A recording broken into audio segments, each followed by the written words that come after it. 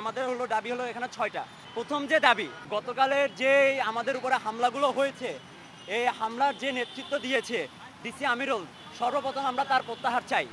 এরপরে গতকাল আমাদের উপর যে পুলিশি হামলা এবং যে নির্যাতন করা হয়েছে তার সুনির্দিষ্ট তদন্ত এবং জবাবদিহিতা ও বিচার সুনিশ্চিত করতে হবে। এর সাথে গতকাল যে আমাদের রং তুলি নষ্ট করা হয়েছে তার সম্পূর্ণ ক্ষতিপূরণ এই পুলিশ কমিশনারকে দিতে হবে।